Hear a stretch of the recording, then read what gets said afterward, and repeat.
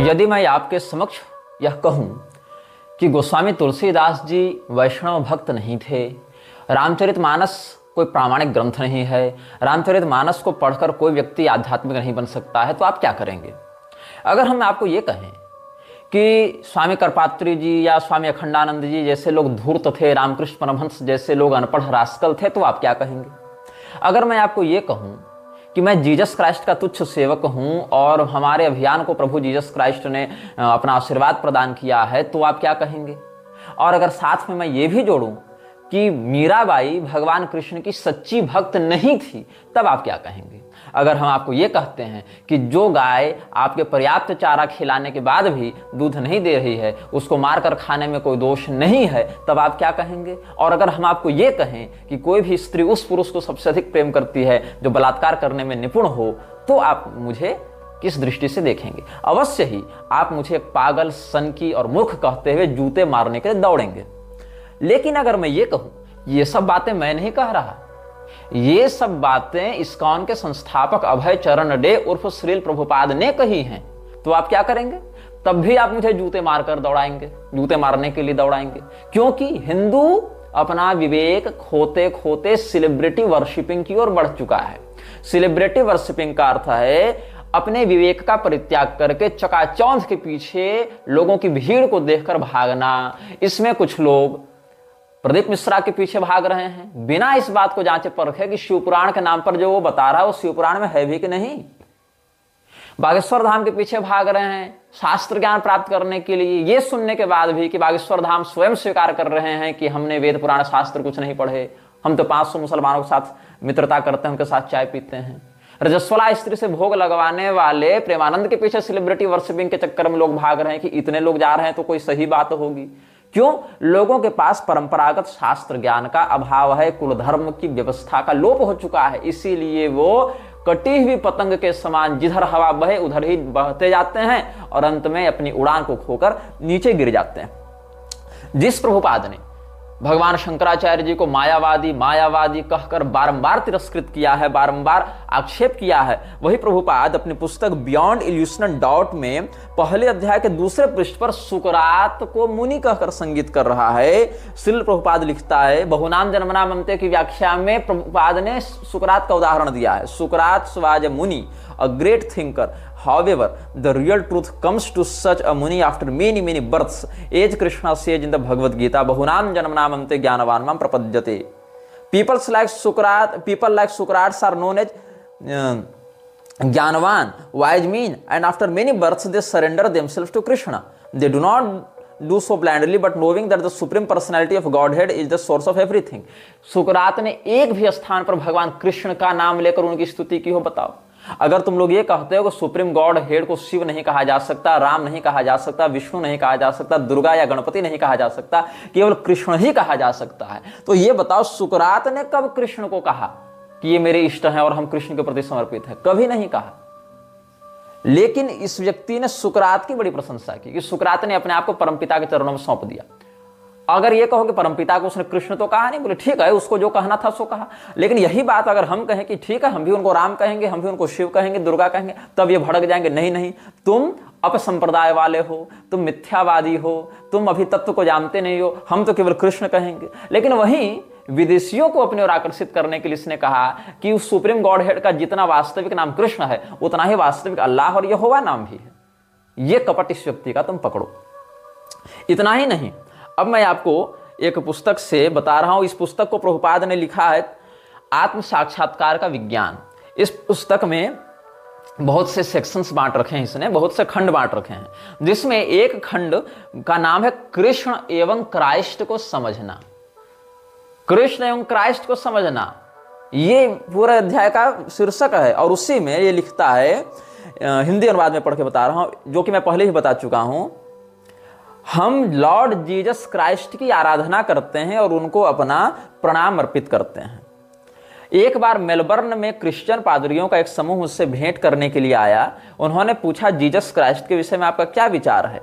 मैंने उनसे कहा वे हमारे गुरु हैं, वे भगवत भावना का प्रचार कर रहे हैं, इसीलिए वे हमारे गुरु हैं। उन लोगों ने इस उत्तर की अत्यधिक सराहना की। वास्तव में जो कोई भी भगवान के यश का प्रचार कर रहा है उसे अवश्य ही गुरु के रूप में स्वीकार किया जाना चाहिए। जीसस क्राइस्ट ऐसे ही एक महापुरुष थे, हम उनको एक साधारण मनुष्य न समझें। शास्त्र कहते हैं कि जो भी गुरु महाराज को एक साधारण मनुष्य मानता है उसकी नारकी बुद्धि है। यदि जीसस क्राइस्ट एक साधारण मनुष्य होते तो वे भगवत भावना का वितरण नहीं कर सकते थे। ये इसने लिखा है। मतलब इसने शास्त्र के गुरु पूजन संज्ञक वचन को किस पर चढ़ा दिया? जीसस क्राइस्ट पर चढ़ा दिया, उसको पहले गुरु सिद्ध किया। और आपको पिछले अनुभागों में हम बता चुके हैं कि इसने तो पैगंबर मोहम्मद को भी एक प्रामाणिक आचार्य के रूप में स्वीकार किया, कुरान को शास्त्र के रूप में स्वीकार किया। वो भी कैसा? अपरिवर्तनीय शास्त्र जिसमें किसी प्रकार का एमेंडेशन नहीं हो सकता है। और सत्यावेशावतार के रूप में मोहम्मद का नाम लिया और कहा कि उसने मानव सेवा में बहुत बड़ा योगदान दिया है। ये वही प्रभुपाद है जो स्वयं को हिंदू कहने में लज्जा का अनुभव करता है, जो खुलेआम कहता है कि we are not Hindus and we are not making the people Hindu, Hindu is a bogus term. ये इसने खुलेआम कहा है। जिनेवा अधिवेशन इत्यादि में इसने ये सब उद्घोषणा की थी। इस्कॉन से जुड़े हुए एक यूट्यूब चैनल ने हमारे विरुद्ध बहुत से दुष्प्रचार करने प्रारंभ किए हैं, जिसमें उसका कहना है कि निग्रह संप्रदाय कोई प्रामाणिक संप्रदाय नहीं है। सोर्स क्या है? तो ट्रस्ट मी ब्रो। कैसे? तो उसने कहा कि हमने चैट जीपीटी से पूछा और चैट जीपीटी नहीं बता पाया, जबकि Chat GPT is an AI which knows everything. इसके अनुसार चैट जीपीटी सब जानता है। तो चैट जीपीटी से अपने बाप का नाम क्यों नहीं पूछ लेता कि मेरा नाम यह है, मेरे बाप का नाम बताओ?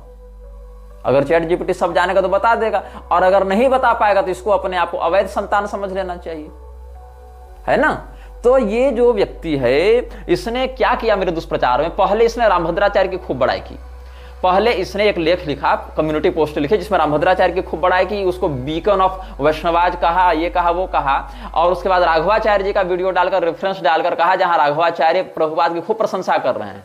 और राघवाचार्य प्रभुपाद की प्रशंसा कर रहे हैं, इसके पीछे हम उनकी बहुत बड़ी अज्ञानता समझते हैं कि उनको प्रभुपाद के इन कुकर्मों के बारे में नहीं पता। धीरे धीरे जब हम लोगों ने विरोध किया, मंदसौर के मंच से ही हमने कड़ा प्रतिरोध किया था राघवाचार्य का, और उसके बाद से लेकर बहुत कुछ हमने प्रमाण दिए। तो अभी आह्वान चैनल पर उन्होंने शिवांश नारायण द्विवेदी को जो साक्षात्कार दिया है, जो आज संभवतः रिलीज हो जाएगा, उस साक्षात्कार में उन्होंने इस्कॉन के विषय में जो बातें कही हैं उसमें उनको शास्त्र विरुद्ध और अवैष्णव कहा है उन्होंने।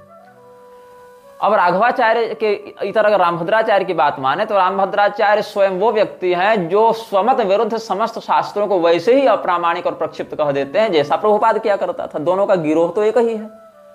दूसरी बात यह है कि अगर तुमको ये मानना है कि रामभद्राचार्य हमारा सम्मान करते हैं तो एक बार कृष्ण परतत्व और राम परतत्व पर ही विमर्श कर लो उनसे। भगवान कृष्ण के विरुद्ध में जितनी बातें रामभद्राचार्य कर सकते हैं और भगवान राम के विरोध में जितनी बातें तुम लोग कर सकते हो, इस्कॉन वाले कर सकते हो, वो एक अन्यतम स्तर के नरक को प्रवर्तित करेगा, एक अन्यतम स्तर का पाप होगा। तो इन लोगों ने क्या किया? पहले तो चैट जीपीटी से कुछ ऐसी बातें पूछ ली जो उसका उत्तर उसको नहीं पता था, तो उसने घुमा फिरा कर अपना उत्तर दिया, उसका स्क्रीनशॉट इसने ले लिया और फिर अपने से रामभद्राचार्य की प्रशंसा में और कैसे रामभद्राचार्य ने प्रभुपाद को समर्थन दिया है उसकी प्रशंसा में एक लेख लिखा, उसका आधा स्क्रीनशॉट लिया और जहां हमने विरोध किया था उसके साथ चिपका दिया और कहा कि निग्रहाचार्य एक दिन इसकी निंदा करता है, दूसरे दिन प्रशंसा करता है, जबकि प्रशंसा वाला लेख उसने खुद लिखा था और कॉपी पेस्ट मारकर मेरे नाम से चिपका दिया ताकि दोनों को जोड़कर स्क्रीनशॉट जोड़ा जाए तो लगेगा कि मैंने ही दोनों बातें लिखी हैं। इस प्रकार से ये लोग शास्त्रों के विरुद्ध भी भ्रम का प्रसार करते हैं, अफवाह उड़ाते हैं, हमारे विरुद्ध तो कर ही रहे हैं। तो एक और विषय में बताऊं, अब आपका दिल दहलेगा, सुन लीजिएगा। लेकिन प्रभुपाद ने स्वामी करपात्री जी को रास्कल कहा, गोस्वामी जी के विरुद्ध अनर्गल प्रलाप किया और जो हमारे अखंडानंद सरस्वती जी हैं उनको भी रास्कल कहा, रामकृष्ण परमहंस को भी रास्कल कहा। लेकिन यही नहीं रुका, इसने तो साक्षात भगवान कृष्ण को भी रास्कल कह दिया। तुम एक साहित्य ऐसा दिखाओ जहां पैगंबर के लिए उसने ऐसा कहा हो, जहां ईसा मसीह के लिए उसने ऐसा कहा हो, नहीं मिलेगा। लेकिन भगवान कृष्ण को रास्कल बताने वाला प्रभुपाद क्या कहता है, कहां कह रहा है, बता रहा हूं। Perfect questions and perfect answers और डिवाइन डायलॉग, ये प्रभुपाद की पुस्तक है जो बॉब कोहन के साथ हुए इसके संवाद का संकलन है। उसमें ये क्या कहता है प्रभुपाद ने, बॉब कोहन से संवाद कब हुआ था ये मैं बता रहा हूं। 27, 28, 29 फरवरी 1972 ईस्वी मायापुर में बॉब कोहन के साथ प्रभुपाद का संवाद हुआ था। उसमें बॉब कहता है, is Krishna attractive to rascals? Prabhupada कहता है, oh yes, he was the greatest rascal also. भगवान कृष्ण के लिए बात हो रही है। बॉब पूछता है हाउ इज दिस। प्रभुपाद हंसता और कहता है because he was टीजिंग always the gopis. फिर श्याम सुंदर था उसका चेला, वो कहता है टीजिंग।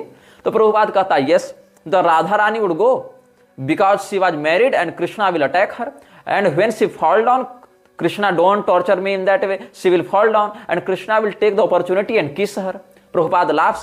So from superficially Radha Rani was very pleased, but superficially Krishna is great, the greatest rascal. Unless rascaldom is not in Krishna, how rascaldom is there? Existence in the world, because our formula of God is that he is the source of everything. Ask her not to talk. कोई बंगाली में चिल्ला रहे थे तो उसको ये चिल्ला कथा कहिबे ना, कथा कहिबे ना, अनलेस रास्कलडम मतलब तुम चुप रहो ये बात मत करो, ऐसा वो कहा। और फिर unless rascaldom is not in Krishna how it can be manifest because he is the source of everything but his rascaldom is so nice that everyone worships his rascaldom. भगवान कृष्ण को नीच धूर्त इत्यादि कहते हुए हंसने लगा और कहा कि राधा रानी शादीशुदा थे, विवाहिता थे, फिर भी उनका पीछा करके उनको पटक के चुम्बन ले लेता था और उससे उनको बड़ा अच्छा लगता था दोनों को। ये तुम इंटरप्रीट करोगे शास्त्रों को, ये तुम व्याख्या करोगे शास्त्रों की।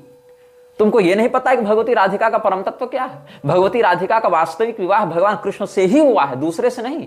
और रायण गोप से उनका जो विवाह हुआ था वो वास्तविक राधा का नहीं, छाया राधा के रूप में उनके प्रतिबिंब का हुआ था। और रायण गोप भी भगवान कृष्ण का छाया विग्रह ही है पार्षद रूप में।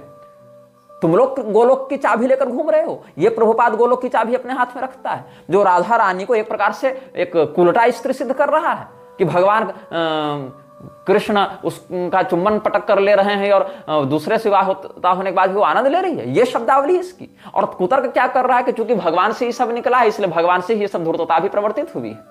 ये मंदबुद्धि है प्रभुपाद की। और इस प्रभुपाद को विश्वगुरु की उपाधि दी गई है किन लोगों के द्वारा? जो ममता कुलकर्णी को महामंडलेश्वर बना रहे हैं, जो लक्ष्मी नारायण त्रिपाठी, जो समलैंगिक आर्यन पाशा इत्यादि के साथ अवैध संबंध रखने वाली है, उसको जिन्होंने शंकराचार्य और महामंडलेश्वर और पता नहीं क्या क्या बनाया है, वैसे लोग इसको प्रामाणिकता दे रहे हैं, प्रभुपाद को विश्वगुरु बना रहे हैं। और मजे की बात क्या है, प्रभुपाद ने जीवन भर शंकराचार्य और उनके पूरे संप्रदाय को मायावादी कहकर गाली दी और आज वही मायावादी लोग इसकी चापलूसी करते हुए इसको विश्वगुरु बना रहे हैं और इस्कॉन इसको ग्लोरीफाई कर रहा है, इसको प्रमोट कर रहा है।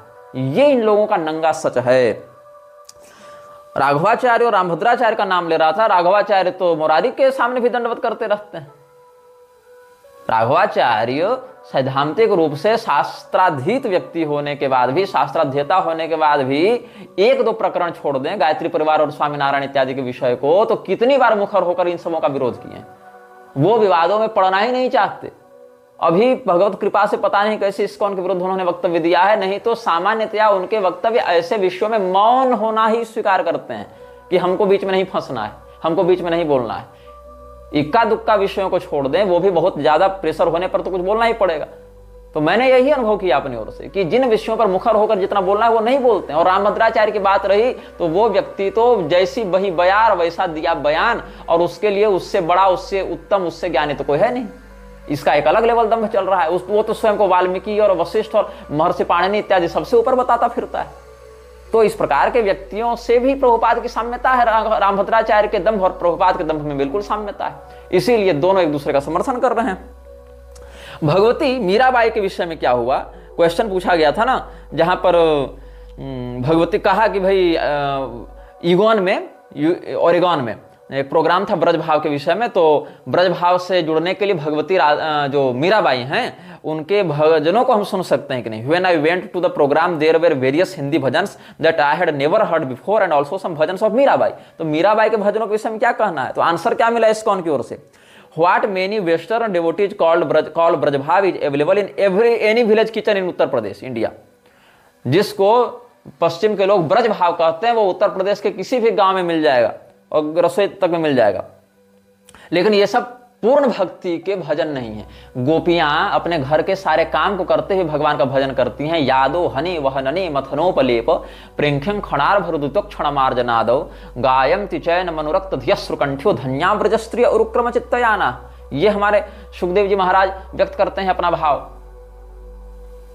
मथुरा में भगवान प्रवेश कर रहे हैं, फिर गोपियों का स्मरण किया है उन्होंने कि गोपियों का कितना सुंदर सौभाग्य है। और ये क्या कहते हैं इस्कॉन वाले कि नहीं नहीं ये तो कोई ब्रज भाव नहीं हुआ, अरे ऐसा तो हर जगह मिल जाएगा। मीराबाई के भजनों तक में भगवान की भक्ति का दर्शन इनको नहीं हो पा रहा है। क्योंकि उसको इस्कॉन की वैलिडिटी नहीं मिली है ना, इसीलिए। जिसको इस्कॉन सर्टिफिकेट देगा बस वही भक्त होगा, चाहे फिर वो मोहम्मद भी क्यों ना हो। लेकिन अगर इस्कॉन सर्टिफिकेट नहीं दे रहा है तो गोस्वामी तुलसीदास जी भी भक्त नहीं हुए और मीराबाई भी भक्त नहीं हुई, प्योर भक्त नहीं हुई, प्योर वैष्णव नहीं हुई। जिन्होंने अपना पूरा जीवन भगवान को सौंप दिया, निस्वार्थ सौंप दिया, जिन्होंने संसार से कुछ इच्छा ही नहीं रखी, वो प्योर वैष्णव नहीं हो पाए, वो भक्त नहीं हो पाए। प्रभुपाद जो खुद को ईसा मसीह का तुच्छ सेवक बताता है, वो व्यक्ति हो गया भगवान का परम भक्त, और इतना बड़ा भक्त कि उसकी जीवनी गीता और भागवत से महान हो गई इस्कॉन वालों के लिए। उसके हाथ में गोलोक की चाबी हो गई। ये देख रहे हो नाटक इन लोगों का। और क्या लिखता है, those are not the standard songs of pure devotion, particularly the songs of Mirabai. जो ब्रज के गांव में गाए जाते हैं और वृंदावन में गीत गाए जाते हैं, वो प्योर भक्ति नहीं है। ये सुन लो वृंदावन वालों। क्यों मैं बता रहा हूं, क्योंकि वृंदावन से किसी इस्कॉनिये ने मुझे 4-5 सप्ताह पहले एक मैसेज किया था। क्या लिखा था उसने कि राधे राधे आचार्य जी, अगर आप अगली बार वृंदावन आएंगे तो क्या मैं आपसे मिल सकता हूं? मैं आपका बड़ा प्रशंसक हूं और मैं निजी तौर पर एक ब्रह्मचारी साधक हूं और यह वृंदावन गोवर्धन में परमानेंट रहता हूं। तो मैंने कहा ठीक है, जाएंगे तो मिल लेंगे। कल उसने मैसेज किया है, हरे कृष्ण प्रभु जी, यूट्यूब पे आपकी वीडियो देख ली इस्कॉन के खिलाफ। उस वीडियो में आपने हमारे पूजनीय श्रील प्रभुपाद और श्रील भक्ति सिद्धांत सरस्वती ठाकुर को गलत बताया। मैं आपकी इज्जत करता था, लेकिन अब समझ में आया कि आप एक मूर्ख कर्मकांडी के अलावा कुछ नहीं है। कुछ वर्षों की कठिन तपस्या का घमंड आप पे इस कदर चढ़ा है, इस तरह चढ़ा है कि आप न जाने कितने संतों का अपमान कर चुके हैं, बस समाज मान सम्मान पाने के लालच में। तुम कुछ नहीं हो जो अपने आप को प्रचंड तपस्वी और ज्ञानी समझते हो ना। इतना तपस्या हमारे भारतवर्ष में करोड़ों संतों ने करके छोड़ दी, लेकिन उन्होंने कभी घमंड नहीं किया। तुम जैसे अकल के अंधे को यह नहीं पता कि अध्यात्म में घमंड पतन की सबसे बड़ी वजह होती है। धिक्कार है तुम्हारे जैसे लोगों पर कि जो वेदों को पढ़ने के बाद भी इतना मूर्ख कैसे रह सकता है। मूर्ख इंसान, तुम्हें जीते जी नरक के भोग भोगने पड़ेंगे इस संसार में, यही तुम्हारे कर्मों का फल होगा, ऐसी मेरी इच्छा है। हमने उसको उत्तर दिया कि तुम्हारे पूजनीय प्रभुपाद ने स्वामी करपात्री जी को रास्कल कहा, यहां तक कि भगवान कृष्ण को भी रास्कल कहा, स्वयं को जीसस का तुच्छ सेवक बताया, कुरान को ईश्वरीय वाणी बताया, स्वयं को हिंदू मानने से ही मना किया और अपने अनुयायियों को प्राउड क्रिश्चियन बताया। अपने आप को हिंदू नहीं माना और अनुयायियों को भी नहीं मानने दिया, उनको क्रिश्चियन बता रहा है। तो और गोस्वामी तुलसीदास जी के रामचरितमानस को भी अप्रामाणिक कहा। प्रभुपाद ने तो गोमांस खाने का भी समर्थन एक स्थान पर किया है। ये सब हम सप्रमाण बता चुके हैं और आगे बताते रहेंगे। अभी तुम प्रभुपाद के कुकर्मों से अवगत नहीं हो और जिस स्तर की बुद्धि है 7 जन्म में होश नहीं होता। क्राइस्ट और कृष्ण को एक बताने वाले मूर्खजन और समझ भी क्या सकते हैं। शिवद्रोही प्रभुपाद पहले स्वयं किस नरक में सड़ रहा है, यही समझ लो। क्या कर सकते हैं ऐसे लोगों को जो सुनना ही नहीं चाहते, समझना ही नहीं चाहते। और फिर क्या कह रहे हैं ये लोग, प्रभुपाद के बयान को हम तोड़ मरोड़ कर प्रस्तुत कर रहे हैं, जबकि प्रभुपाद क्या किया था, स्वयं प्रभुपाद दूसरे की पुस्तक को पढ़ने से मना किया था कि मेरा चेला केवल मेरे लिखे पुस्तक को पढ़ेगा, दूसरे पुस्तक को नहीं पढ़ेगा। यहां तक कि प्रभुपाद के गुरु ने जिस गौड़ीय मठ की स्थापना की थी, वहां से छपी पुस्तकों को भी पढ़ने से प्रभुपाद ने मना कर दिया था। क्यों? अगर मेरा चेला दूसरी जगह की पुस्तकों को पढ़ेगा तब तो बातों को जानेगा कि हम कहां गलत हैं, तब तो मेरे विरुद्ध वो खड़ा हो पाएगा। अगर हम बाहर जाने ही नहीं देंगे, उसको कुएं का मेढक बनाकर रखेंगे और उसकी दृष्टि में अपनी स्थापना ऐसे कर देंगे कि भगवान के बाद सीधे हम ही हैं, तो मेरा चेला मुझे छोड़कर भागेगा नहीं। इसी कारण ये लोग गुलाम बनाते हैं। ये तुम्हारी प्रज्ञा को खुलने ही नहीं देते, ये तुम्हें एक स्वतंत्र विचारक बनने ही नहीं देते। ये तुमको अपनी महानता की छाया में ऐसे दबा कर रखते हैं कि तुम इसके अलावा कुछ सोच ही नहीं सकते हो। यही हाल सबका है। प्रेमानंद के चेलों को देख लो, कहीं बाहर के कुछ साहित्य, सत साहित्य, सनातन धर्म के ग्रंथ पढ़ पाएंगे क्या? नहीं पढ़ पाएंगे। भगवती राधिका की ही स्तुति में, भगवती राधा रानी और भगवान कृष्ण के ही चरित्र के विषय में अगर अन्य ने कुछ धर्मशास्त्रीय बातें कही तो उसको भी पढ़ेंगे क्या? नहीं पढ़ेंगे, क्योंकि हमको जानना ही नहीं उधर। तो जब जानना ही नहीं है तो फिर अन्य विषयों पर तुम प्रवचन कैसे करते हो? अन्य देवी देवताओं के विषय में तुम उनको तुच्छ कैसे बताते हो?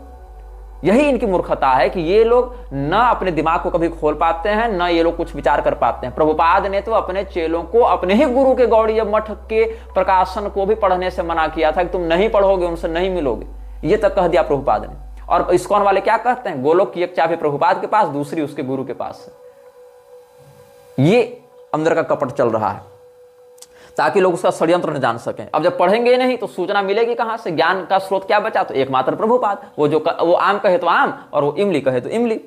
तो मीराबाई के विषय पर हम बात कर रहे थे।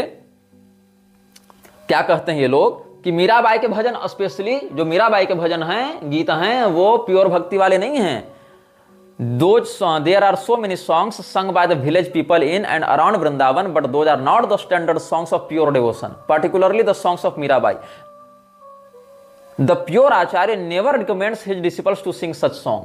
प्योर आचार्य कभी अपने शिष्यों को ये गीत गाने की अनुमति नहीं देते हैं। मतलब भगवान का भजन भी उस हिसाब से करना है जैसे प्रभुपाद ने बताया। वही एकमात्र प्योर आचार्य था ना। तो अगर प्रभुपाद ने जो मार्ग नहीं बताया उसके तरह तुम अगर मीराबाई के भजन भी गा रहे हो तो तुम गलत हो। ये इनकी कृष्ण भक्ति का कॉपीराइट बनाकर इन्होंने रखा है। ये कृष्ण भक्ति नहीं करा रहे, ये कृष्ण भगवान का नाम ही अपना ट्रेडमार्क बनाकर चल रहे हैं। मतलब कृष्ण भगवान की भक्ति अगर प्रभुपाद ने बताई तो वही करोगे, और वहां प्रभुपाद कहता है कि अगर तुम कृष्ण की भक्ति करोगे तो तुमको जीसस की भी भक्ति करनी पड़ेगी। मीराबाई को कभी कृष्ण भक्ति करने के लिए जीसस से प्रेम नहीं करना पड़ा, लेकिन तुम मीराबाई के भजन नहीं गा सकते हो, ये प्रभुपाद ने कहा था। यहां स्पष्ट कहा गया है the pure acharya. Pure acharya मतलब कौन? इनके लिए तो Prabhupada never recommends his disciples to sing such songs. और गौड़ीय संप्रदाय ने मीराबाई को छद्म वैष्णव मानकर रिजेक्ट कर दिया है, ऐसा इन लोगों ने कहा। गौड़ीय संप्रदाय कब से मान्यता देने लगा जी तुम लोगों को? और अगर कोई दे रहा है तो सिद्धांत पर वो शास्त्रार्थ करके दिखाए कि कैसे तुम मान्यता दे रहे हो।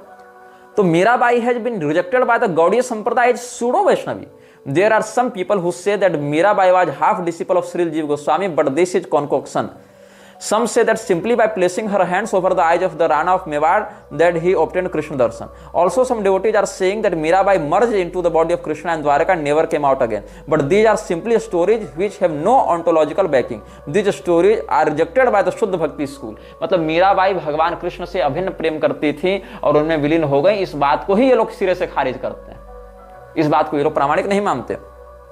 भक्ति विनोद ठाकुर और भक्ति सिद्धांत ठाकुर, इन दोनों ने मीराबाई को शुद्ध वैष्णव नहीं माना है। उनके अनुयायी भी ऐसा ही मानते हैं। इस प्रकार का ये लोग प्रलाप कर रहे हैं। क्या कहते हैं? और अपने शिष्यों को भी कभी मीराबाई का भजन गाने के लिए नहीं कहा। मतलब ये जान लो, इन लोगों ने मीराबाई के भजनों की तुलना कैसे की है? जैसे आपका मुंह खोलकर आपके मुंह में केरोसिन का तेल डाला जाए तो कैसा कड़वा लगेगा। मीराबाई के भजन वैसे कड़वे हैं। ऐसी दुष्ट बुद्धि है इस्कॉन वालों की। ये सुन लो, Mirabai is not accepted as a shuddha Vaishnavi by the followers of Bhakti Vinod Thakur and Shri Siddhanta Saraswati Thakur. Therefore the followers of Bhakti Vinod and Saraswati Thakur never teach their disciples to sing the bhajans of Mirabai. To teach one's disciple to sing the bhajans of Mirabai is equal to putting a kerosene rag in the mouth of that disciple. ये बात बताओ। हालांकि कुछ लोगों को ऐसा लग सकता है कि प्रभुपाद ने कभी मीराबाई के भजनों पर ओपनली ऑब्जेक्ट तो नहीं किया। I have no objections to her songs, ऐसा उसने कभी कभी कहा है। लेकिन बट फॉर शुद्ध भक्ति he has never recommended the bhajans of Mirabai. Mirabai is not in the शुद्ध भक्ति स्कूल। मतलब मीराबाई भी शुद्ध भक्ति नहीं थी। इनके लिए मीराबाई की भक्ति शुद्ध नहीं थी। इनके लिए शुद्ध भक्ति कब है? जब तुम जीसस से प्रेम करो, जब तुम इस्लाम को एक संप्रदाय और शास्त्र के रूप में स्वीकार करो, तब तुम शुद्ध भक्ति कर रहे हो। ये हाल इन लोगों का चल रहा है। और गोस्वामी तुलसीदास जी को ये अथॉराइज्ड नहीं मानते, ये मीराबाई को शुद्ध भक्त नहीं मानते, ये दुर्वासा मुनि को शुद्ध भक्त नहीं मानते, अत्रि मुनि को नहीं मानते, वशिष्ठ जी को नहीं मानते, मैत्रेय मुनि को नहीं मानते। लेकिन प्रभुपाद शुद्ध भक्त है, पैगंबर और जीसस भी शुद्ध भक्त थे। ये इन लोगों का प्रलाप है। तो ऐसे लोगों पर हम क्या चर्चा करेंगे? ऐसे जयपताका स्वामी जो है, जो हिंदू भी नहीं है, हिंदू तो खैर ये खुद को मानते भी नहीं, उसका नाम है गॉर्डन जॉन अर्डमैन। ये अमेरिका का था। इसने अपना नाम रख लिया जयपताका स्वामी। प्रभुपाद से दीक्षा ले ली और शंख से अपना पैर धुलवाता है, दुर्वा से अपना अर्चन करवाता है। और ये म्लेच्छ जो है वो हिंदू धर्म का सिरमौर बनकर बैठा हुआ है, इस्कॉन का संप्रदायाचार्य बनकर बैठा हुआ है। और ये क्या है? ये पीडोफिल था, छोटे बच्चों के प्रति यौन रूप से आकर्षित होता था, होमोसेक्सुअल भी रहा है, चाइल्ड मोलेस्टर भी रहा है। जयपताका ने इस्कॉन की उस विचारधारा को आगे बढ़ाने में बहुत ध्यान दिया। तुम कहते हो हम प्रभुपाद के बयानों को तोड़ मरोड़ कर प्रस्तुत कर रहे हैं, हम वैष्णवों की निंदा कर रहे हैं, वैष्णवों का अपराध कर रहे हैं। अरे मूर्खों, तुम लोगों ने क्या किया है? सनातन धर्म के समस्त संप्रदाय के अनुयायियों का माथा तलवार से काट देंगे, वैसे ही जैसे कुरान का आश्रय लेकर मुसलमानों ने किया। ये तुम्हारे प्रभुपाद ने वृंदावन में बैठकर बयान दिया था। ये सत्य है। और अगर कृष्ण भक्ति भी करते हो तो हमारे तरीके से करो, क्योंकि अगर तुम्हारी कृष्ण भक्ति मीराबाई के जैसी है तो ये लोग उसको भी नहीं मानेंगे। तुम्हारी भक्ति जीसस और कृष्ण को एक देखकर होनी चाहिए, कृष्ण और शिव को एक देखकर नहीं होनी चाहिए, कृष्ण और राम को देखकर एक नहीं होनी चाहिए। ये इन लोगों का प्रलाप है। मतलब ये तुमको कृष्ण भक्ति जीसस के मसाले में लपेट कर सिखाएंगे। अगर मीराबाई के जैसे भी तुम्हारी भक्ति हो जाए ना, तब भी तुमको ये लोग कृष्ण भक्त स्वीकार नहीं करेंगे। और मैं बयानों को तोड़ मरोड़ कर पेश कर रहा हूं, मैं डेट, टाइम और लोकेशन और सब कुछ बता रहा हूं तुमको, एक एक लाइन पढ़ पढ़कर। और उन लाइन्स में कोई तोड़ मरोड़ बात नहीं है, जो सीधा अंग्रेजी में है उसी का अनुवाद करके बता रहा हूं कि यही लिखा है और इसका यही अर्थ होता है। तोड़ मरोड़ कर पेश कर रहे हैं। अगर वो कह रहा है कि Goswami Tulsidas has written Ramcharitmanas and it is not authorised because he was influenced by Mayavadi touch, तो इसमें क्या हम तोड़ मरोड़ कर पेश कर रहे हैं? ये तो सिंपल लाइन का सिंपल अनुवाद बता रहे हैं तुमको। और क्या हुआ, इसी आतंकवादी विचारधारा को, इस्कॉन की नरसंहारक विचारधारा को जय पताका ने फैलाया है। Jai Pataka is a militant enforcer of cult ritualistic worship of homosexual paedophile ISKCON gurus. He kicked out Kala and other who protested the molester regime. He still works closely with folks like child raper सतधन्य। सतधन्य स्वामी जो था, जो बच्चों का बलात्कार करता था ISKCON में ना, उस सतधन्य स्वामी के साथ ये जय पताका भी रहता है। अब देखो, प्रभुपाद ने क्या कहा था कि वैष्णवों का अपराध नहीं किया जाना चाहिए, वैष्णवों के विरुद्ध नहीं जाना चाहिए, और इसमें इसने खुद को ही वैष्णव घोषित कर रखा है। मायावाद का इसने खूब खंडन किया। मायावाद क्या है बता देता हूं।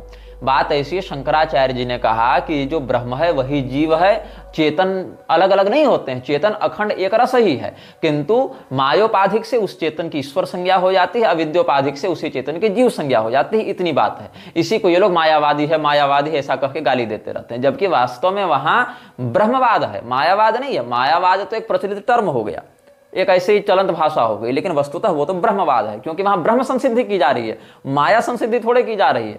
इसीलिए ब्रह्म तत्व का निरूपण कैसे किया जाएगा, ब्रह्म स्वरूप क्या होना चाहिए, इस पर वहां चर्चा है। तो ब्रह्म स्वरूप जो है मायोपाधिक होकर वही चेतन ईश्वर संज्ञक हो जाता है, और अविद्योपाधिक होकर वही चेतन जीव संज्ञक हो जाता है। इतनी ही बात है। इसी बात को ये लोग तान खींचकर सीधे सीधे उनको असांप्रदायिक या अपसांप्रदायिक सिद्ध करने पर लगे रहते हैं। और क्या कह रहे हैं, the Mayavadi Vedantist follow the impersonal commentary of Shankaracharya, Shariraka Bhashya, but there are other commentaries on the Vedanta Sutra written by Vedantacharyas such as Ramanujacharya, Madhvacharya, Vishnu Swami and Baldev Vidyabhushan. Unfortunately, the Mayavadi Vedantists do not care to read these Vaishnava Vedanta Bhashyas. They simply read Shankar Bhashya and call themselves Vedantis. मतलब शंकराचार्य जी के अनुयायी बाकी के सिद्धांत को नहीं पढ़ते, इसका आरोप ऐसा है। तो तुम तो दूसरे संप्रदाय का छोड़ो, अगर शंकराचार्य जी के अनुयायी दूसरे संप्रदाय के लोगों की पुस्तक नहीं पढ़ते तो चलो समझ में आ रहा है कि दूसरे के संप्रदाय का। तुम कैसे चेले हो जो अपने ही गुरु के मठ के पुस्तकों को पढ़ने से रोक रहे हो? वो तो दूसरे संप्रदाय का नहीं है ना, तुम्हारा ही गुरु भाई का है, तुम्हारे ही गुरु का है, उसको पढ़ने से भी तुम रोक रहे थे, तो तुम कितने उदारवादी हो, तुम कैसे पढ़ रहे हो? और इसने बहुत कुछ ऐसे लिखा है। अच्छा हाँ, वैष्णव के विषय में क्या कहता है ये, शक्ति संपन्न वैष्णव प्रत्येक व्यक्ति को सतर्क रहना चाहिए। अच्छा सुन लो यहां से, जब व्यक्ति वैष्णव के चरण कमलों पर अपराध करता है वह कोई आध्यात्मिक लाभ नहीं उठा सकता, ठीक है। अतएव प्रत्येक व्यक्ति को सतर्क रहना चाहिए कि वह शक्ति संपन्न वैष्णव या शुद्ध वैष्णव के प्रति ईर्ष्यालु न हो। इसी तरह शक्ति संपन्न वैष्णव पर किसी प्रकार के अनुशासनात्मक कार्रवाई का सोचना भी अपराध है। इसके बाद इसने क्या किया, स्वयं को शक्ति संपन्न वैष्णव घोषित कर दिया कि हम ही हैं शक्ति संपन्न वैष्णव, इसलिए तुम मेरे ऊपर कोई कानूनी कार्रवाई भी नहीं कर सकते हो, कोई अनुशासनात्मक दंडात्मक कार्रवाई नहीं कर सकते, नहीं तो तुमको पाप लगेगा। उसको उपदेश देना या उसकी त्रुटियों में सुधार करने का प्रयास करना अपराधपूर्ण है। क्या कहता, अगर हम कोई गलती भी कर रहे हैं तुम सुधार नहीं कर सकते, मुझे उपदेश नहीं दे सकते, क्योंकि हम शक्ति संपन्न वैष्णव हैं। ये इसने बाद में घोषित कर दिया, और इसके चेलों ने खूब प्रचारित किया कि अगर प्योर डिवोटी कोई है तो वो हमारा प्रभुपाद है, और इसको कोई व्यक्ति गलत नहीं ठहरा सकता, कोई इसकी त्रुटि नहीं निकाल सकता, कोई इसको उपदेश नहीं दे सकता। लेकिन गोस्वामी तुलसीदास जी की त्रुटि तुम कैसे निकाल रहे हो, मीराबाई की त्रुटि तुम कैसे निकाल रहे हो? तो इसने क्या कहा, वो लोग थोड़े प्योर वैष्णव थे, प्योर वैष्णव तो हम हैं, शक्ति संपन्न वैष्णव हम हैं, वो थोड़े शक्ति संपन्न वैष्णव थे। अच्छा, तो फिर जीसस क्राइस्ट की गलती क्यों नहीं, पैगंबर की गलती क्यों नहीं? तो क्या कहता, वो तो सत्यावेशा अवतार थे, वो तो विशुद्ध वैष्णव थे, जीसस क्राइस्ट तो विष्णु के अवतार हैं, ऐसा भी इसने कह दिया। तो कुल मिलाकर इसने स्वयं को हिंदू ही नहीं माना, तो ये वैष्णव किस बात का? इसको तिलक चाहिए हिंदुत्व का, इसको माला चाहिए हिंदुत्व की, इसको संप्रदाय चाहिए हिंदुओं के नाम का, लेकिन इसको खुद को हिंदू पहचान स्वीकार करने में दिक्कत होती है, और इसको फिर विश्व गुरु बनना है, इसको जीसस की तुच्छ सेवकाई करनी है, इसको पैगंबर को आचार्य और अथॉरिटी के रूप में स्वीकार करना है। लेकिन गोस्वामी जी इसके लिए ऑथोराइज्ड नहीं है, ये इसका कपट है। अब देखो, मैं बता रहा था कि कहां पर प्रभुपाद ने गोमांस खाने का समर्थन किया है। ये बहुत बड़ा बयान मैं बहुत जिम्मेदारी के साथ दे रहा हूं, और तुम लोगों की आंखें कानें खुल जाएं तो भगवान की कृपा हो। कब ये हुआ है, कहाँ ये लिखा गया है? श्रीमद् भागवत की जो टीका लिखी है प्रभुपाद ने, वहां एक प्रसंग आता है। जैसा कि हमने आपको पुरंजनोपाख्यान से बताया था कि जहां पर कोई ऐसा विषय श्लोक में नहीं है, वहां भी अपनी मनमानी इसने घुसाई थी।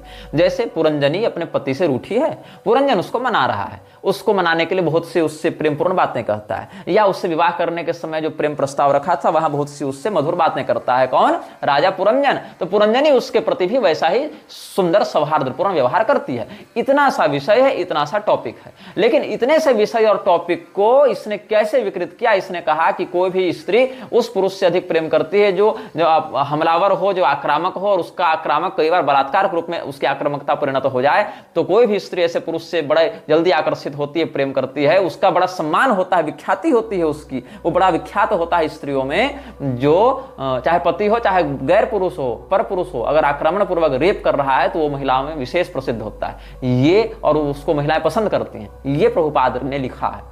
अब प्रभुपाद ने राजा पृथु के प्रकरण में भी एक ऐसी ही गड़बड़ की है। क्या लिखता है ये व्यक्ति, इसकी बुद्धि पर तुम जाना, इसकी बुद्धि किस स्तर पर है ये तुम जानना। एक श्लोक है वहां पर जहां पर महाराज पृथु अपनी प्रजा को भूख प्यास से पीड़ित देखकर पृथ्वी पर अनुशासनात्मक व्यवहार करते हैं कि तुम क्यों अन्न उगाना बंद कर दी हो, हमारी प्रजाजन भूखे मर रही है, घास नहीं है, अन्न नहीं है, गायें भूखे मर रही हैं, प्रजाजन मर रहे हैं, तुम भरण पोषण के योग्य तत्व को दो। तो पृथ्वी ने मना कर दिया, गाय का रूप धारण करके भागने लगी। तब राजा पृथु ने उसको धमकाया और कहा, अमूषाम छुत परितानाम मार्तानाम परिदेवितम शमयिष्यामि मद्बाणिर्भिन्नायास्तव मेधसा। चौथे स्कंध के 17वें अध्याय के 25वें श्लोक में कहते हैं ऐसा भागवत महापुराण में कि अगर तुम अपनी इच्छा से भरण पोषण के योग्य सामग्रियां नहीं दोगी, हम तुमको मार देंगे और तुम्हारे मेद से हम इस प्रजा का संरक्षण भरण पोषण करेंगे। अब इस बात में गौ हत्या का समर्थन नहीं किया गया है, लेकिन प्रभुपाद ने क्या इसका अर्थ लिखा है, देख लो क्या कहती है। हम सरकार को यह मार्गदर्शन दे सकते हैं कि कैसे वो गौमांस खाने का प्रबंध कर सकती है। ये क्या लिखता है एग्जैक्टली वर्ड टू वर्ड मैं तुमको सुना रहा हूं पढ़कर, तुम कभी भी क्रॉस वेरीफाई कर सकते हो कि हम गलत बोल रहे हैं कि सही बोल रहे हैं। कहां पर मिलेगा ये बोल? भागवत महापुराण की जो टीका प्रभुपाद ने लिखी है, उसी टीका में जो चौथे स्कंध के 17वें अध्याय का 25वां श्लोक है, अमूषाम छुत परितानाम मार्तानाम परिदेवितम शमयिष्यामि मद्बाणिर्भिन्नायास्तव मेधसा। इस श्लोक की व्याख्या पढ़ लेना, मैं पढ़ के सुना रहा हूं, तुम क्रॉस वेरीफाई कर सकते हो। Here we find some indication of how the government can arrange for the eating of cow flesh. It is here indicated that in a rare circumstance where there is no supply of grains, the government may sanction the eating of meat.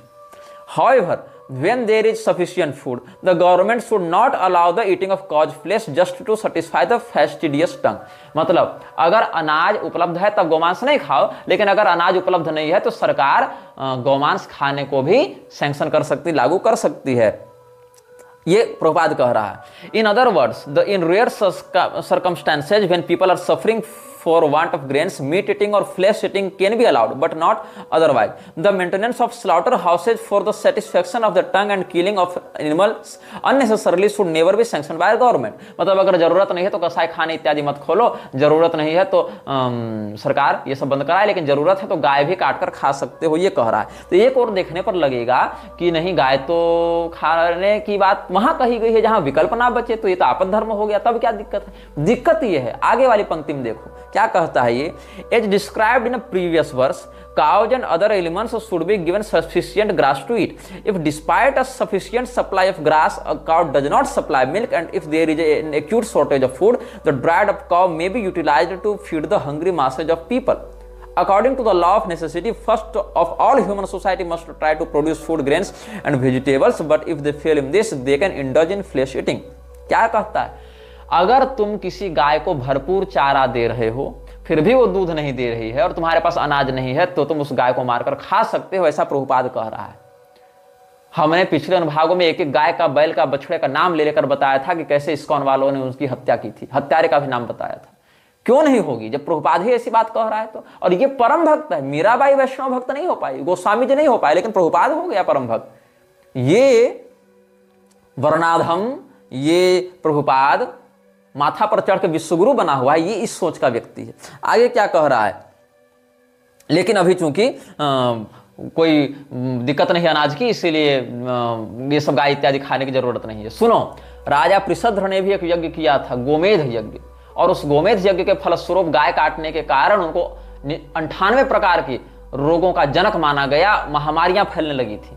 ये अग्निया कहा गया है गौ को, अवध्या कहा गया, भक्षणीया नहीं है गौ, रक्षणीया है गौ, गावो प्रतिष्ठा भूतानाम। और यहां पर भगवती पृथ्वी को धमकाया है भगवान ने, ये नहीं कहा कि हम गाय काट काट कर खिलाएंगे। पृथ्वी देवी का जो आतिदैविक स्वरूप है वो गौ के सदृश होता है, ये सही है, गावो प्रतिष्ठा भूतानाम भी आर्ष वाक्य है, किंतु महाराज पृथ्वी अपनी प्रजा के रक्षा के लिए ऐसा कह रहे हैं, क्योंकि पृथ्वी में जो धृति शक्ति है उसी धृति शक्ति के माध्यम से प्रजाजन का पोषण होता है, और पृथ्वी अपना कर्तव्य नहीं कर रही है, तो पृथ्वी के कर्तव्य लोप के कारण प्रजा की गाय भी तो मर रही है भूख से, जब घास नहीं है तो गाय को मारकर लोगों का पेट नहीं भर रहे हैं महाराज पृथ्वी को दंडित कर रहे हैं उसकी धारणा शक्ति में कर्तव्य लोप के कारण, क्योंकि उसके कर्तव्य लोप के कारण प्रजा में जो मनुष्य हैं वो भी मर रहे हैं और गौवंश भी मर रहे हैं। ये भाव है वहां पर। अच्छा, उसमें भी जहां मांसाहार का आपद धर्म में विकल्प बताया गया वहां गाय खाने नहीं कहा गया है। पंचा पंच नखा भक्षा इत्यादि में भी गाय का नाम नहीं है, और उसमें भी दोनों के मध्य अगर आपत्ति आ जावे तो किसका परित्याग करना चाहिए, इस पर कणाद मुनि का मत सुनो, वैशेषिक दर्शन का मत बता रहा हूं। उसमें 3 नियम लगते हैं। क्या क्या लगते हैं सुनो। तथा विरुद्धानम त्याग में हीने परे त्याग सम आत्मत्याग पर त्यागो वा विशिष्ट आत्मत्याग। ये 6ठे अध्याय के पहले आहनिक में देखना वैशेषिक दर्शन में क्या कहते हैं। यदि 2 तत्वों में विरोध हो जावे, ए और बी, ए मनुष्य है और बी गाय है, अनाज की कमी है, तो ऐसा नहीं कि मनुष्य गाय को मारकर खा जाएगा। गाय की प्रतिष्ठा मनुष्य से अधिक बताई गई है। आचार्य कितने भी बड़े हो जावें, आचार्य के मल से लीपकर भगवान की प्रतिष्ठा नहीं की जाती है, चाहे परमहंस ही क्यों न रहे हो आचार्य, लेकिन गाय के गोबर से लीपकर भगवान की प्रतिष्ठा की जाती है। यह शास्त्र का विधान है। गौ के ऊपर मनुष्य आश्रित हैं, मनुष्य के ऊपर गौ आश्रित नहीं है, ब्रह्मांडीय आधिदैविक दृष्टि से देखें तो। इसीलिए हीने परे त्याग सम आत्मत्याग पर त्यागो वा विशिष्ट आत्मत्याग। अगर कोई व्यक्ति भूखे मर रहा है तो गाय मारकर नहीं खाएगा, गाय उससे विशिष्ट है, इसीलिए विशिष्ट आत्मत्याग। विशिष्ट की रक्षा करने के लिए वो व्यक्ति मरेगा, आत्मत्याग करेगा, या विकल्प से और अन्य इत्यादि का, या गौ के अतिरिक्त मांसादि का वो व्यवहार करेगा। ये भाव है वहां पर।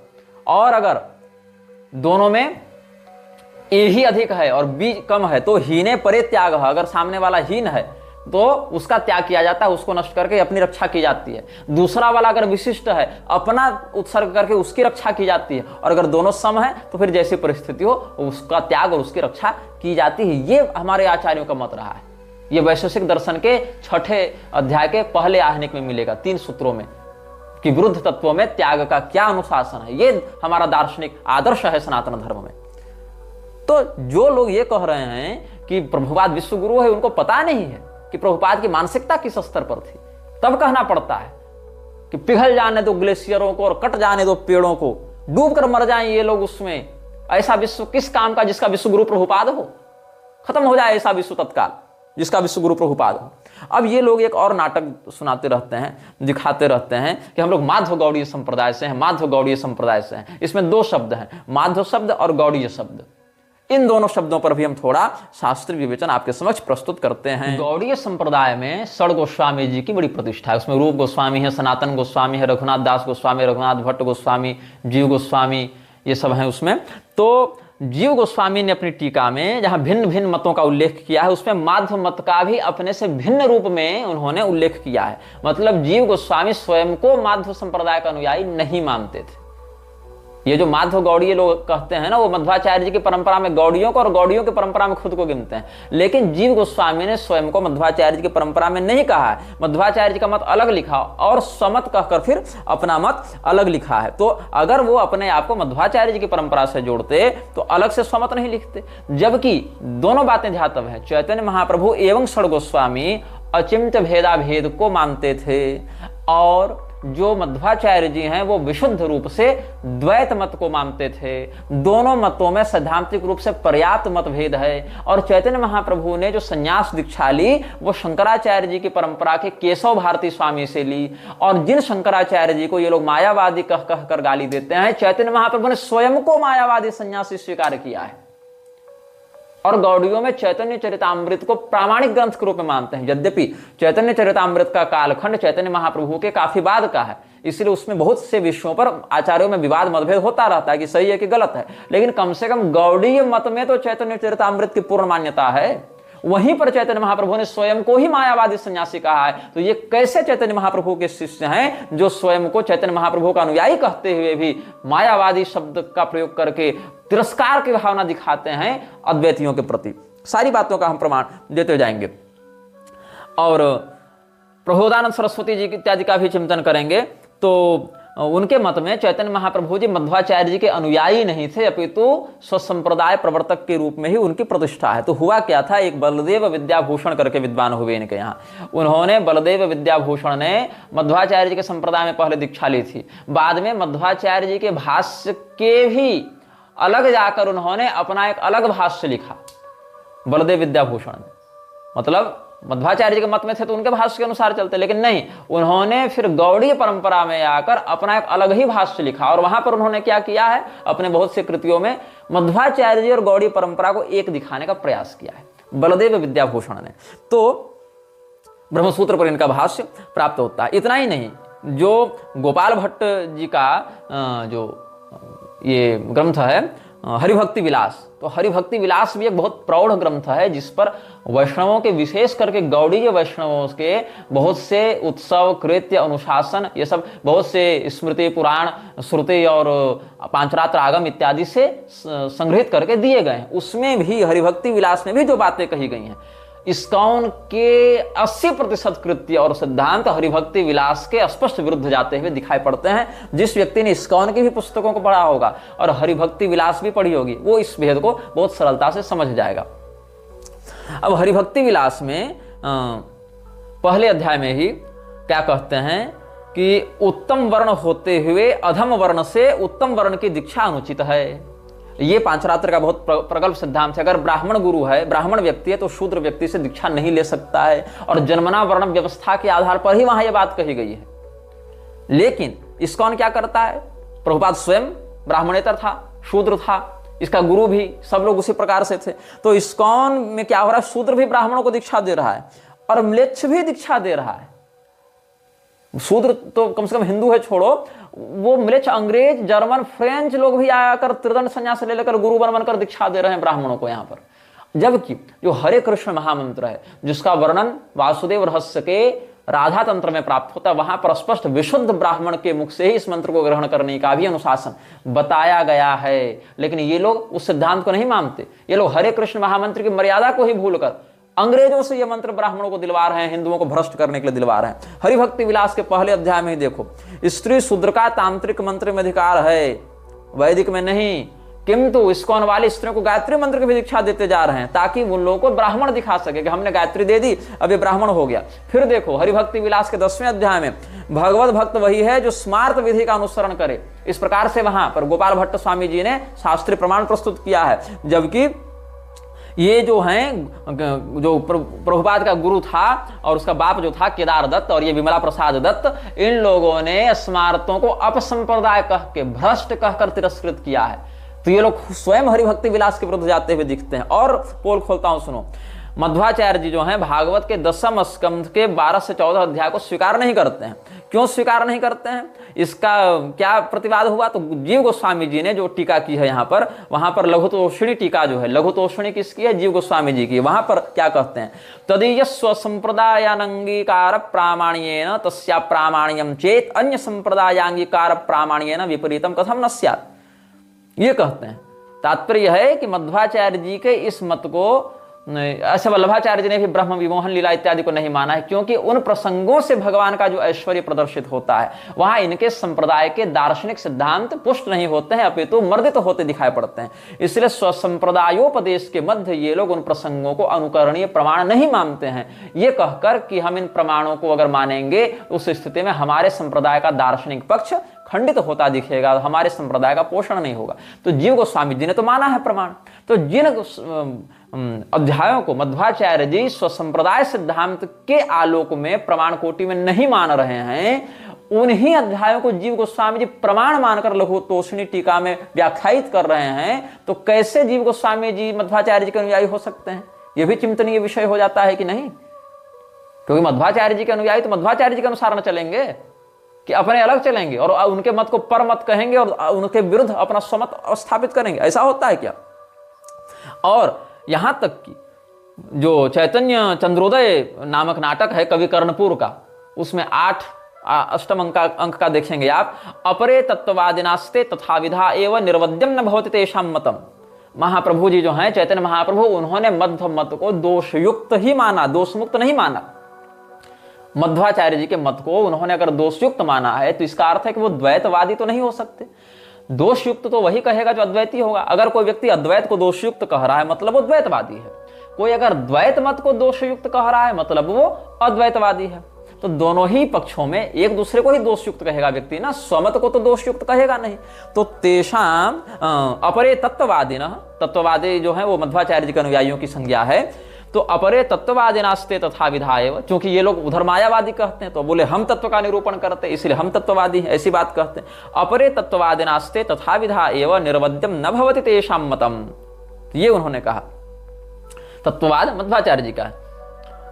अब श्री सनातन गोस्वामी जी ने भागवत की जो बृहद वैष्णव तोषणी लिखी, ये तो लघु तोषणी थी, और सनातन गोस्वामी जी की बृहद वैष्णव तोषणी, उसमें भी मध्वाचार्य जी के सिद्धांत का समर्थन नहीं किया है। किसने? सनातन गोस्वामी जी ने। उन्होंने श्रीधर स्वामी का वहां पर समर्थन किया है। क्या कहते हैं? एतच्चाध्याय त्रयम केचित् तत्ववादिनो वैष्णवा मुक्तेरेव परम पुरुषार्थता मन्यमाना ऋजुबुद्धयोत्रासुर मुक्ति गोपिस्तन्यपानादि कंचा सहमानाः पूतना सद्गति प्रतिपादक पूतना लोक बालघ्ने इत्यादि श्लोक षट्कमिव य एतत् पूतना मोक्षम इव इति श्लोकमिव विगीतमित्याहुः तच्च असंगतम। किसका मत असंगतम? केचित् तत्ववादिनो वैष्णवा मुक्ते एव परम पुरुषार्थता मन्यमानाः।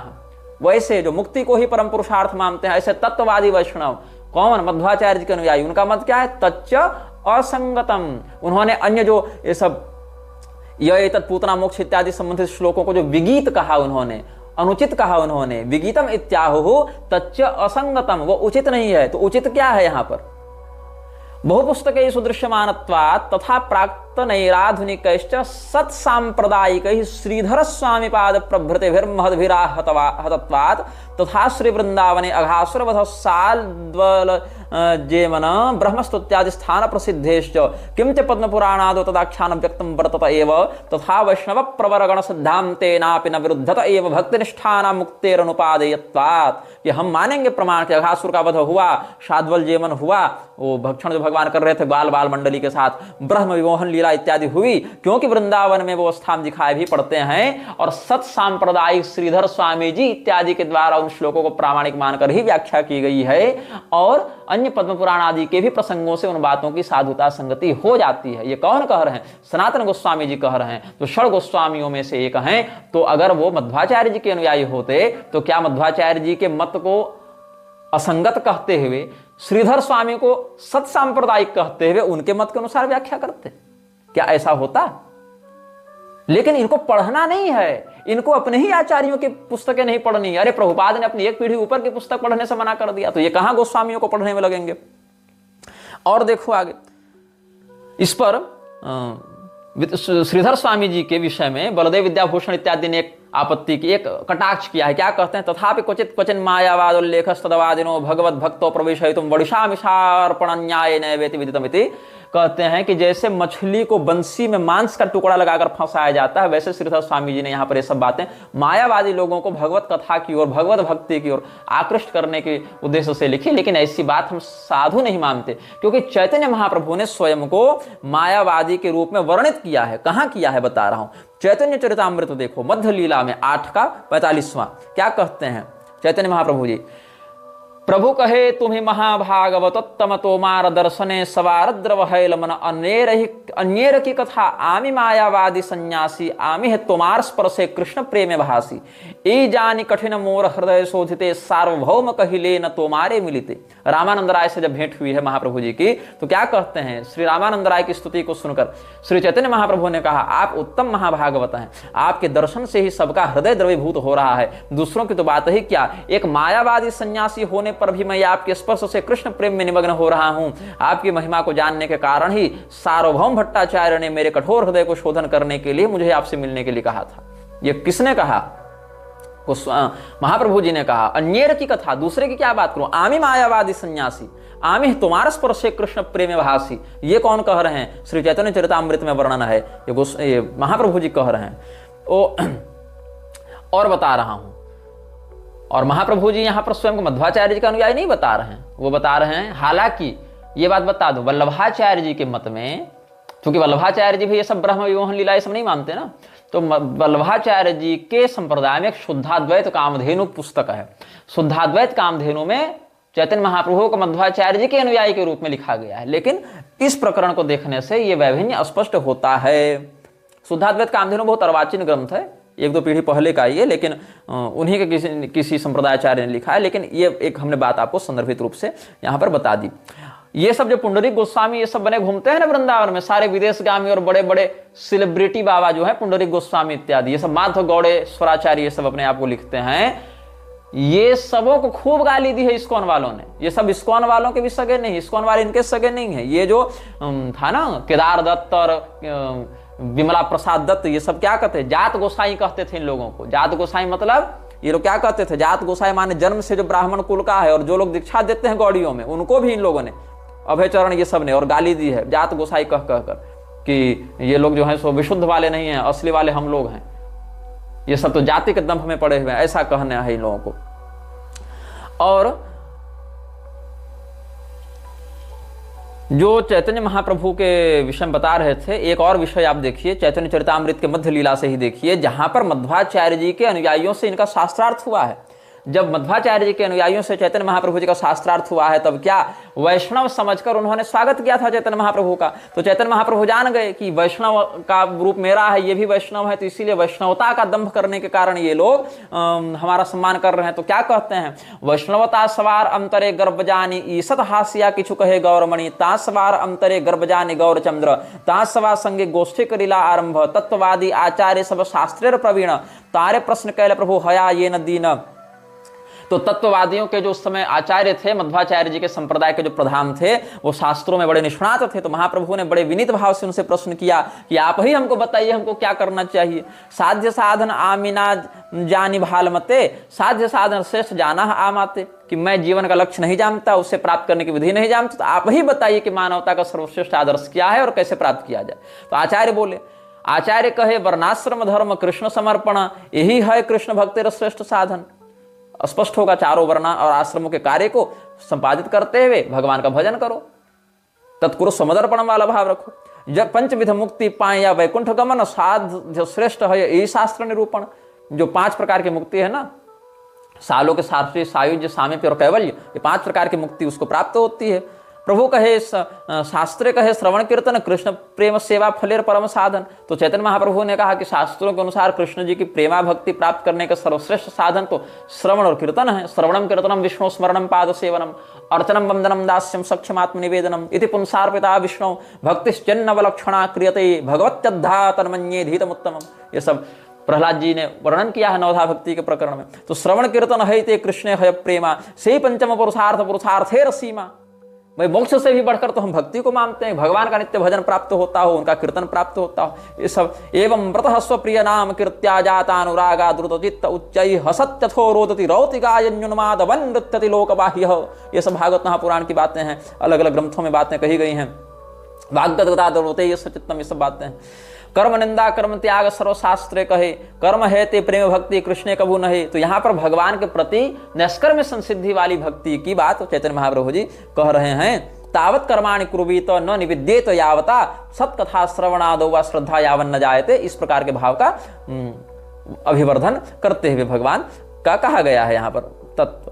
तो फिर ये सब बातें जब हुई, सन्यासी देखिया मोरे कही करई वंचन, तब चैतन्य महाप्रभु जब कहे भाई मुझे सन्यासी के वेश में देख के आप दोहरी चाल चल रहे हैं और आप सही से वर्णन तो किए नहीं, ना कहिलाते साध्य साधन लक्षण। तो सुनी तत्वाचार्य हैला अंतरे लज्जित, प्रभुर वैष्णवता देखी हैला विस्मित।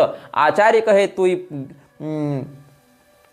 यही कह से सत्य है सर्वशास्त्र वैष्णवेर ए सुनिश्चय, तथापि मध्वाचार्य ये करिया छे निर्बंध, से आचार्य सबे संप्रदाय संबंध। प्रभु कहे कर्मी ज्ञानी दुई भक्तिहीन, तुम्हारा संप्रदाय देखी से दुई चिन्ह। तो जो तत्वाचार्य थे, मध्वाचार्य जी के अनुयायी थे, वो लज्जित हुए और चैतन्य महाप्रभु के वैष्णवता को देखकर विस्मित हुए और कहा कि आप जो कह रहे हैं वही वास्तविक वैष्णव शास्त्रों का निर्णय है, लेकिन हमारे संप्रदाय में मध्वाचार्य जी ने ऐसा ही निरूपण किया है जैसा हमने कहा, इसलिए हम संप्रदाय के अनुयायी होने से उनकी बात का पालन करते हैं। तब चैतन्य महाप्रभु ने कहा कि सकाम कर्म में जो व्यक्ति लगा हुआ है और भक्ति विरहित ज्ञान जिसमें व्याप्त हो गई है, ये दोनों व्यक्ति भक्त नहीं माने जाते, अभक्त माने जाते हैं। मतलब केवल कर्म में फंसे रहो या केवल ज्ञान में फंसे रहो और भक्ति विरहित हो तो अभक्त ही माने जाओगे, और ये एक दोष है और यही दोष आप में व्याप्त होते जा रहा है, ये चैतन्य महाप्रभु ने कहा। तो हम ये कहना चाह रहे हैं बस कि यहाँ पर हम मध्वाचार्य जी के संप्रदाय को अपसंप्रदाय नहीं कह रहे हैं, हम मध्वाचार्य जी के संप्रदाय को भी मान्य वैष्णव संप्रदाय के अंतर्गत ही सम्मान्य मानते हैं। हम बस ये कह रहे हैं कि जो चैतन्य महाप्रभु और मध्वाचार्य जी का नाम लगा कर ये लोग पूरा बाजार खड़ा किए हैं, वो चैतन्य महाप्रभु एक और स्वयं को मायावादी सन्यासी चैतन्य चरितामृत में ही कहते हैं और दूसरी ओर वही मध्वाचार्य जी के अनुयायियों से शास्त्रार्थ भी करते हैं। ऊपर से षड्गोस्वामियों ने भी मध्वाचार्य जी के मत के या उनके अनुयायियों की बातों के विरुद्ध में लेखन किया है। तो जिन जिन बातों का ये लोग प्रचार प्रसार करने के लिए आश्रय लेते हैं वहीं से इनका विरोध है और उतना ऊपर जाने की जरूरत नहीं है। इनका अपने गुरु के गौड़ीय मठ से विरोध चल रहा है। तो इस प्रकार से हमने आपको बहुत कुछ प्रमाण दिया है कि कैसे ये पूरा का पूरा गिरोह सिंडिकेट चैतन्य महाप्रभु के नाम से, हरे कृष्ण महामंत्र के नाम से, मध्वाचार्य जी के नाम से, वैष्णवता के नाम से लोगों को हिंदू ही नहीं रहने देना चाहता, उसको इस्कॉनिया बनाकर जीसस और मोहम्मद से जोड़ना चाहता है। बलात्कार का समर्थन करने वाला प्रभुपाद, गोमांस भक्षण का समर्थन करने वाला प्रभुपाद, कुरान और तलवार की तर्ज पर विश्व में नरसंहार का समर्थन करने वाला प्रभुपाद, स्वयं को परम भक्त बताने वाला, इस्लाम के प्रवर्तक और ईसाइयत के प्रवर्तक को परम भक्त बताने वाला प्रभुपाद, लेकिन गोस्वामी जी को, करपात्री स्वामी जी को, मीराबाई जी को अभक्त बताने वाला, रामकृष्ण परमहंस को रास्कल कहने वाला, भगवान कृष्ण को रास्कल कहने वाला प्रभुपाद, ये कैसे भक्त हो गया, ये कैसे वैष्णव होगा, ये खुद नरक से नहीं निकल पाएगा, ये तुमको क्या गोलोक देगा।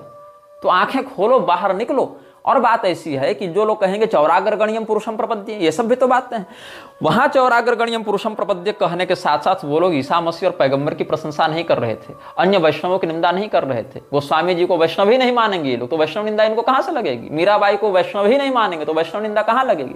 ये वैष्णव मानेंगे जीसस को, पैगंबर को, और वहां निंदा करने से वैष्णव निंदा लग जाती है। अपने आप को परम भक्त बताएंगे, तो ये इसका पाखंड है। इस पाखंड के विरुद्ध आप सब एकजुट हों और अपने अगल बगल भी इन बातों की पोल खोलें, ताकि इन लोगों का जो सेक्सुअल रैकेट चल रहा है, ड्रग डीलिंग चल रही है, जो इकोनॉमिक सिंडिकेट चल रहा है, मृक्षराज की संस्था को तोड़ा जाए और मृक्षराज की संस्था से लोगों की जान निकाल कर बचाई जाए। यह वीडियो जल्द ही हटा दिया जा सकता है, कृपया थर्ड पार्टी ऐप्स का उपयोग करके डाउनलोड करें।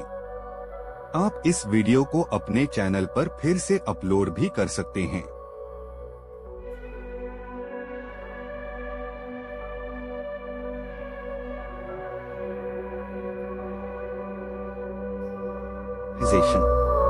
This video may get deleted soon. Please download using third-party apps. You may also re-upload this video on your channels. Thank you.